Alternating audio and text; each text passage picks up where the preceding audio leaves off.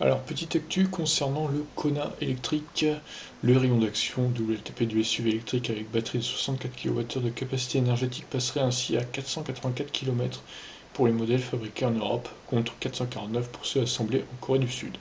Donc vous l'avez compris, le Kona électrique gagne en autonomie. Ce n'est pas en jouant sur la batterie que l'engin gagnerait quelques 7,8% d'autonomie, mais déjà sur les pneumatiques.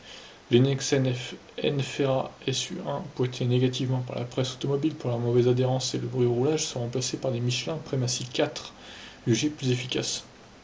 Quelques modifs ont également été apportés au châssis et au soubassement pour réduire la résistance et la pénétration dans l'air. Pour l'Europe, le Kona électrique à pack 64 kWh est assemblé à l'usine de Novovic en République tchèque. Les améliorations effectuées ici sur l'engin devraient être étendues cet été à ceux assemblés en Corée du Sud à l'usine d'Ulsan.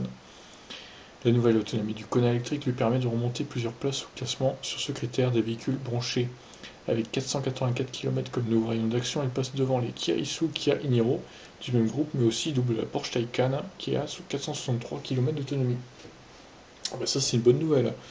Alors 484 c'est quasiment ce qu'avait le Kona avant qu'il réajuste l'autonomie du WLTP, parce que vous savez il y a eu une histoire comme quoi le Kona électrique à la base avait 480 km d'autonomie, mais il y a eu, comme pour le Iniro d'ailleurs, une baisse de l'autonomie du WLTP avec un réajustement.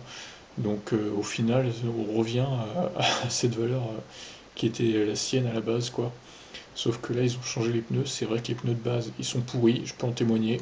C'est vrai que ça patine dur, que ce soit d'ailleurs sur le mouillé ou même sur le sec. Des fois, quand on accélère fort, ça patine.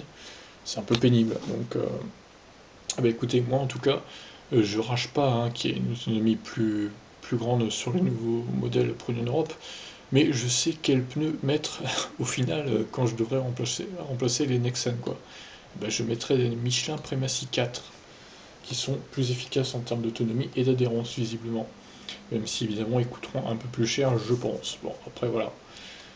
Donc voilà, bonne nouvelle hein, pour le Kona électrique qui gagne en autonomie et qui arrive à 484 km, c'est quand même 35 km de mieux que la version actuelle, donc c'est quand même pas mal, hein. C'est toujours ça de prix. Je vous laisse réagir, ciao.